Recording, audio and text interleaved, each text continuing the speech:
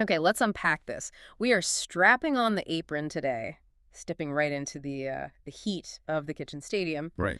But this deep dive, it isn't just about, the dramatic spotlights and the smoke machines. No, not at all. We're really looking at the whole ecosystem, the entire landscape of these high-stakes culinary competitions. That's really the mission here. We want to trace that whole line, right?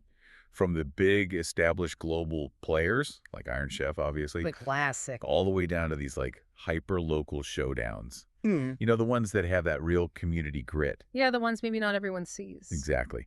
And then we got to jump ahead to what's happening now, especially in 2025, with this huge wave of new streaming shows that are, well, they're kind of redefining the whole genre. And we've pulled together some really interesting sources for you on this. We've got stuff detailing that Netflix reboot of Iron Chef, naturally, but also reports on a pretty fierce local battle down in Tucson. Oh, yeah, that one's great. Coverage of a cool charitable cook-off in Pennsylvania. Mhm. And then, like you said, the full lineup of what's coming next, these new specialized competition series. So the objective we want you to get out of this is a really solid, structured understanding of what the modern culinary gauntlet actually looks like. Right. Not just, who the famous chefs are, but what are the real stakes now. Yeah.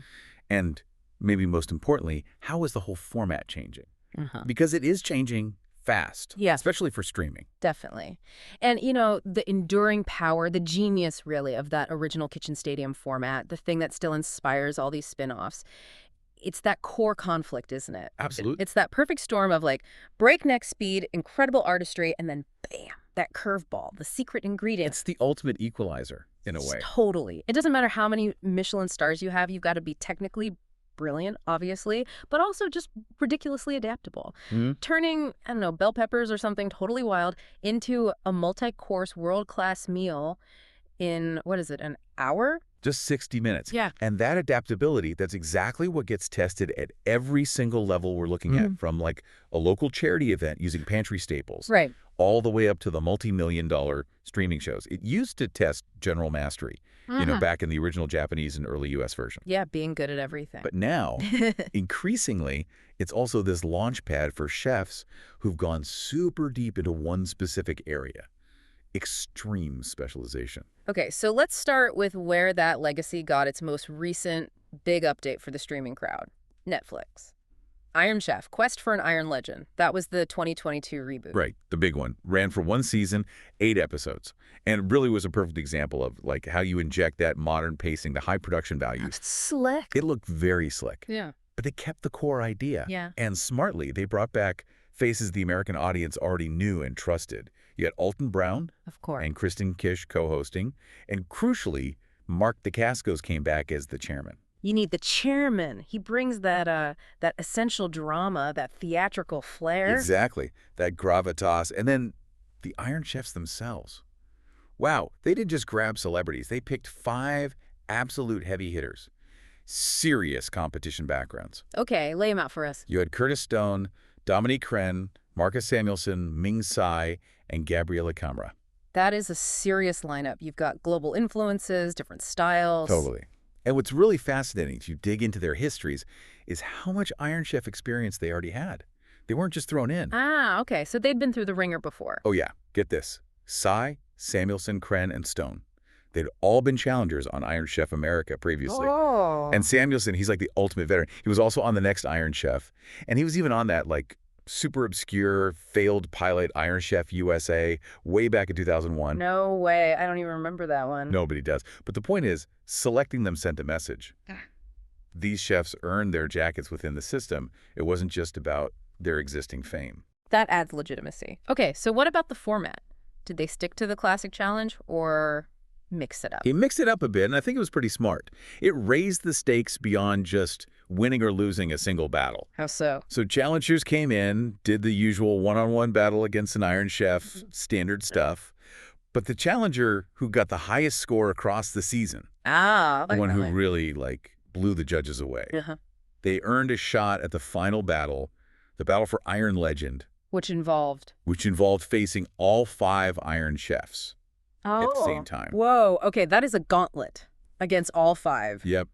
for the ultimate prize, this big ceremonial golden knife. Yeah. It changed the whole dynamic. Yeah, it makes it more of a season-long story, not just standalone episodes. Every score suddenly matters hugely. Precisely. Which, of course, puts enormous pressure on the judging. And who was on the judging panel? Consistent faces? Yeah, pretty consistent. The main judges were Nilu Motamed and Andrew Zimmern, both very respected. And they did something a little different. They actually included the hosts, Alton Brown and Kristen Kish, in the deliberations. Oh, interesting. Did their votes count? No, their votes didn't officially count towards the outcome. But having them in the room, discussing the dishes, it added this extra layer for the viewer. Right, they could kind of translate the chef speak, maybe. Or add context. Exactly. They could contextualize the choices, ask questions maybe the main judges weren't thinking about. It made it more accessible. Makes sense. And to really tie it back to the history, they brought in legends as guest judges. Masaharu Morimoto, Wolfgang Puck. Oh, wow, the OGs? Yeah. Seeing them there just beautifully bridged that gap between the original franchise and this new Netflix version. Felt respectful. Okay, but you mentioned the reception was tricky. How did it land with critics? Was it seen as a worthy successor? Well, it was definitely divided. You had some critics, like Jim Farrell, who really liked it. He felt it kept that essential balance between the, quote, patently absurd, the drama, the crazy ingredients, the speed. Yeah, the theatricality. And the undeniably impressive technical skill on display. He basically saw it as a really satisfying, well-executed return. Delicious, I think was his word. Okay, that sounds positive. But then on the other side, you had critics like Wenley Marr.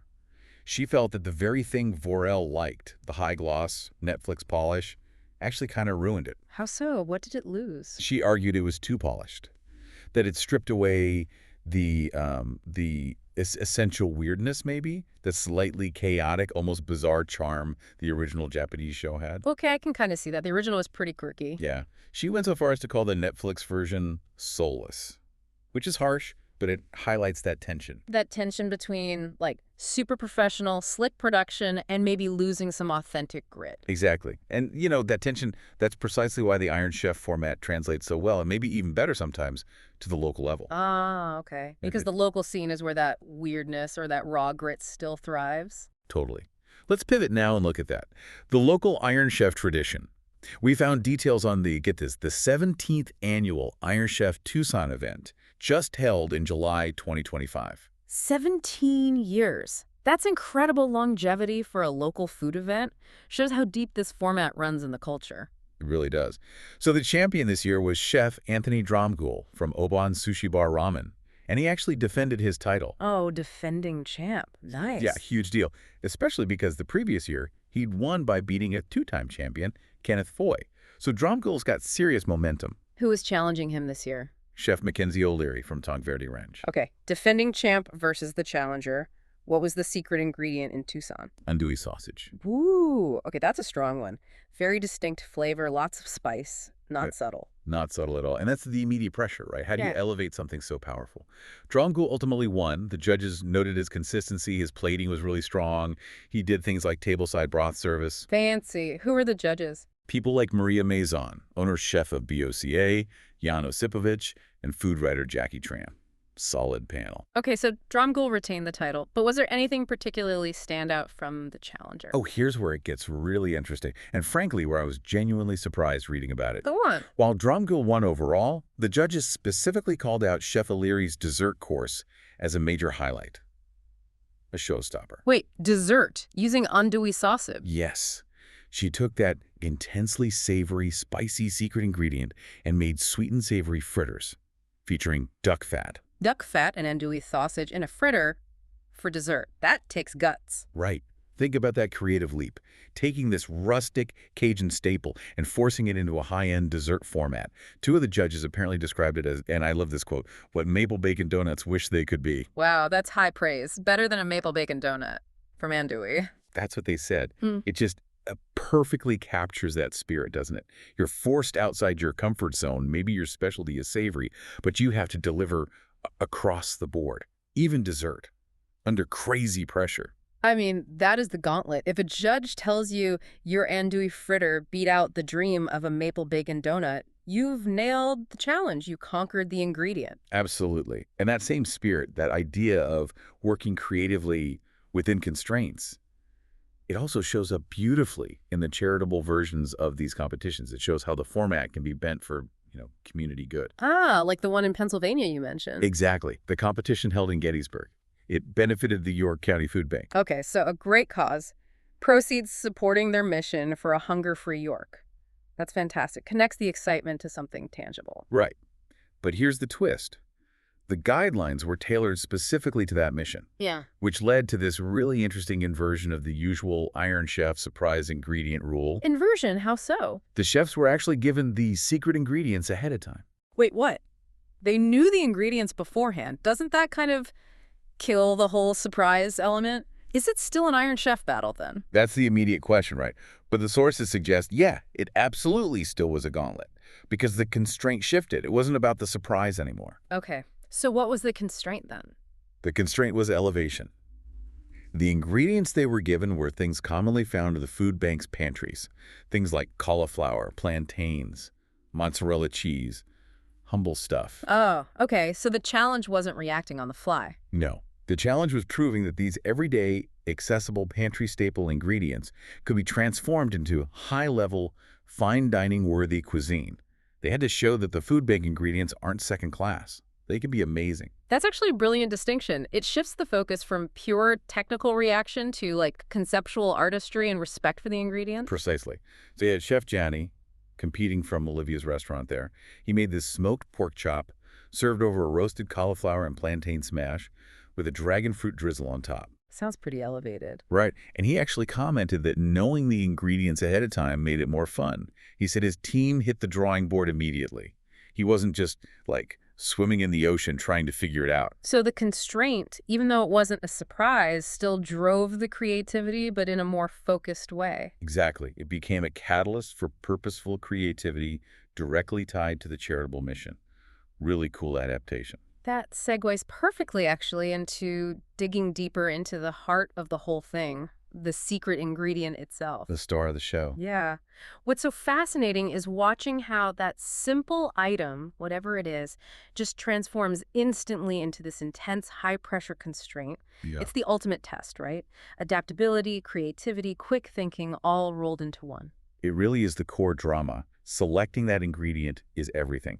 It's what separates the true masters from just, really good cooks. Because it's not about nailing your signature dish that you've practiced 1,000 times. Nope. It's about how well you pivot, how fast you can come up with 5 amazing courses when they drop something totally bizarre or intimidating or just completely wrong for your style right in front of you. Totally. And when you think back on the most memorable moments from the franchise, it's always tied to the ingredients, isn't it? Always. Like that classic bell pepper battle you hear about. I mean, who thinks of bell peppers as the star? Seems so basic. Right. But then Morimoto does his magic, making that red pepper sushi look exactly like glistening fresh tuna. It's like a magic trick under fire. Culinary crumble. Incredible. And then there are the ingredients that are just legitimately hard, either to prep or because the flavor is so intense. Oh, yeah. Like umeboshi, that Japanese pickled plum. Right. Super salty, super sour, a peculiar little ingredient, I think someone called it. That's a good description. Or things like sea urchin, which needs careful handling, or octopus, which can turn rubbery in seconds if you mess it up, stuff most home cooks wouldn't touch. And Quest for an Iron Legend, the Netflix one, they definitely seem to amp up the danger factor sometimes, too. They really did. Battle 7 featured live sturgeon. Live sturgeon. Okay, that's next level. We're talking a huge prehistoric-looking fish that's probably thrashing around. Exactly. Incredibly hard to break down quickly and properly, let alone when it's still moving. You could feel the stress, even the physical risk, through the screen. Yeah, no kidding. Did they also play with the type of constraint? Like not just single ingredients? They did, yeah. They expanded it to use ingredients within broader themes, which showed a push towards more conceptual cooking, I think. Okay, give me an example.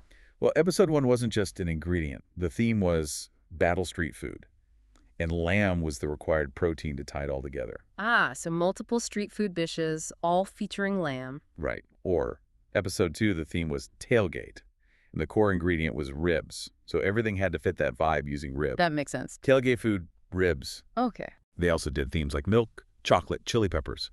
And the grand finale, the battle for Iron Legend, the big one against all 5 chefs. The theme was simply sea. Just see. That's incredibly broad. Super broad. It forces the challenger to think way beyond just one type of fish. It dictates the whole concept for 5 courses.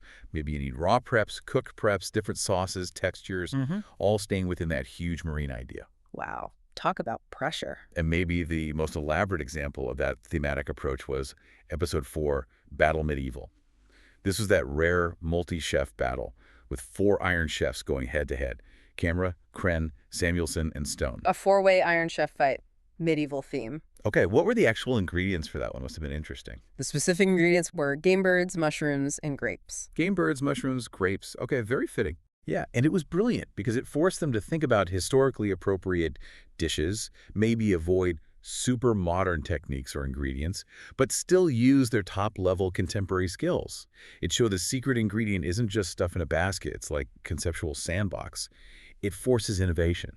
Yeah, you really have to shift your whole mindset, not just your technique. Imagine a chef known for, like, molecular gastronomy trying to make something great with just game birds and grapes. Exactly. Forces a different kind of creativity. Okay, so let's fast forward now. Past the reboots, past the local battles. Let's look at the future, the 2025 programming slate.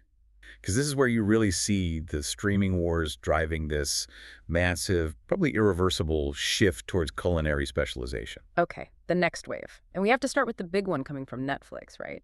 Next Gen Chef. Sounds ambitious. It sounds huge. It's an 8-episode, high-stakes gauntlet series premiering September 17th, 2025. And the setting tells you a lot about the level they're aiming for, doesn't it? It really does. It's set inside the kitchens of the Culinary Institute of America, the CIA. Okay, the CIA. Right. The Harvard of cooking schools in the U.S., basically. Pretty much.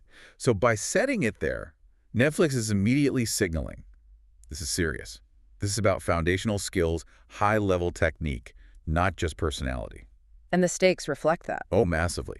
They're targeting rising professional talent, 21 chefs competing, not just for a title, but for a cash prize of $500,000, USD $500,000. Wow, $500,000 for an up-and-coming chef or someone wanting to start their own place?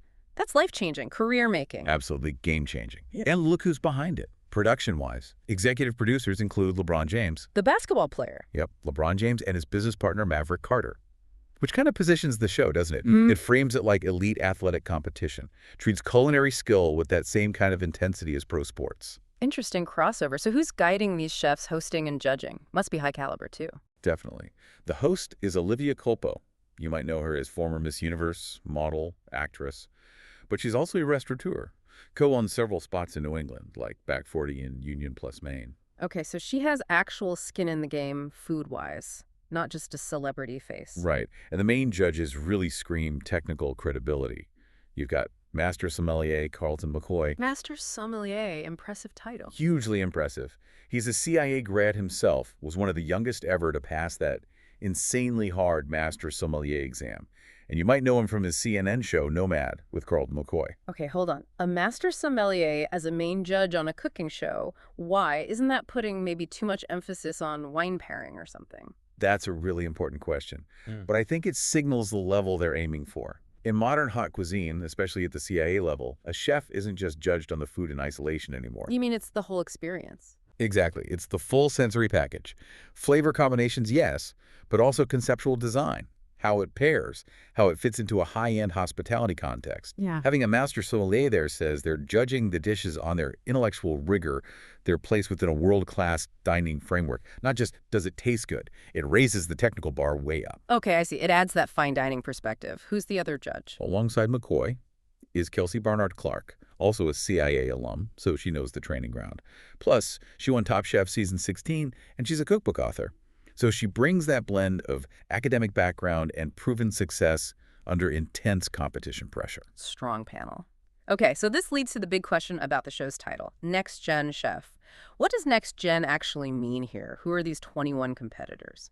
Well, looking at the list of who's competing, the answer seems to be extreme, often hyper-specialized focus. This is not your general cooking competition anymore. Right. The era of the chef who just cooks everything well seems to be fading out on competition TV. It's about niches now. It really seems that way.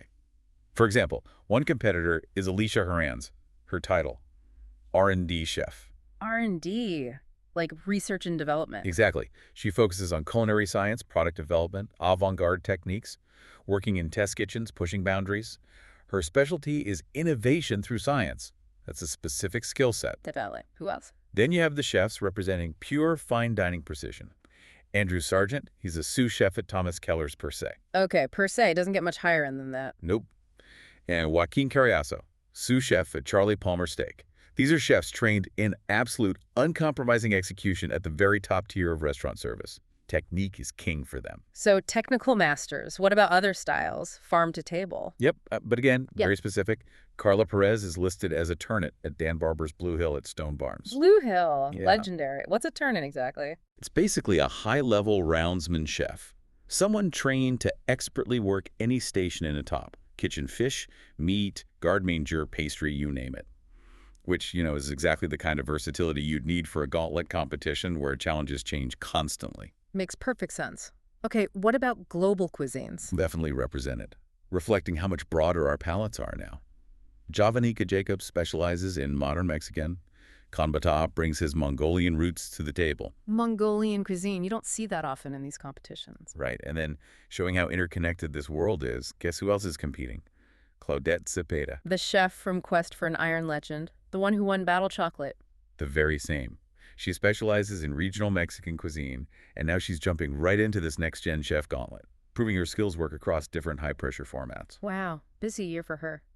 Okay, any other standout specializations? You mentioned hyperfocus. Get this one. Sidney Rubenstein. His job. Private chef for the New York Jets, specializing in high-performance cuisine. A private chef for an NFL team, focusing on athlete nutrition? That's incredibly niche for a cooking show. Isn't it? It's unprecedented for mainstream competition TV. Yeah. He's not just making tasty food, he's balancing peak nutrition, complex flavors, high calorie counts, probably dealing with allergies and strict dietary needs, all for elite athletes under intense scrutiny. It shows the audience, or at least what Netflix thinks the audience wants, now respects these super technical specialized fields. It's not just cooking anymore. That really drives home the specialization point. Okay, so if we connect that trend, this move towards deep specialization to the wider TV landscape, what else is coming in 2025? You mentioned the Flavor Network lineup. Yeah, the Flavor Network slate for 2025 basically confirms this whole trend, the sheer volume and the specific focus of these new shows. It's screen specialization. The general how-to-cook show feels like a thing of the past. It's all about the focus battle now. All right, let's break down that lineup. What's coming? Kicking things off, premiering literally January 1st, 2025, is Morimoto's Sushi Master. Morimoto again. Okay, Sushi Master. Sounds intense. Oh, it sounds incredibly intense. This is a deep dive into one very specific, highly technical cuisine. Morimoto tests 8 expert sushi chefs on things like creating perfect, intricate sushi platters, understanding the flow and nuance of omakase service. Wow, that's hardcore. Who's judging with him? Judges include the renowned food scientist J. Kenji Lopez-Alt. Kenji. Okay, serious food science cred there. Right. And Chef Dakota Weiss. It's clearly a celebration of deep craft, of decades of knowledge in one single demanding domain. Not for beginners. Definitely not. Okay, what else? Beyond sushi. Then you get shows focusing on, let's say, comfort food, but taken to the extreme. There's Big Burger Battle. Big Burger Battle, I love it. Hosted by Andrew Fung. 7 cooks who are apparently completely obsessed with burgers compete for $50,000 and the title of Burger Master. Again, hyper-focused. Take one single beloved item and demand absolute perfection. Makes sense. Everyone thinks they make a good burger, but mastering it is another story. Exactly. And the competition landscape is also looking beyond just the food on the plate. It's recognizing the business side. You've got Gordon Ramsay's Food Stars. Brad has always got a show. What's this one? This one pits aspiring food entrepreneurs against each other. They're competing for a $250,000 investment in their food business. Ah. So it's about the concept, the brand, the market viability, not just the cooking. Precisely. The constraint here is business strategy, pitching, market awareness. Can you build a successful food company? Big shift. Very different skill set. Okay, No. Is there anything less specialized? Anything just for fun? Well, you always need the chaos category, right, to keep things Definitely. entertaining.